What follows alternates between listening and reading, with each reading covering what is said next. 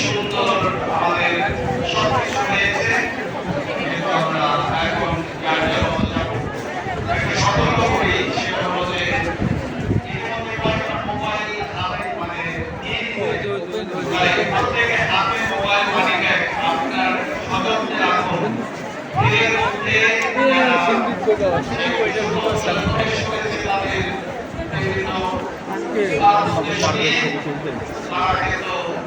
আপনার mobile money bag নিয়ে যেতে পারে। অনুরোধ করি আপনারা অবশ্যই সবকিছু বিশেষ সাবধানে বিশেষ ভাবে রাখবেন। আমাদের বাজাররা পৌঁছে যেতে পারছেন না, রাস্তা আটকে আছেন।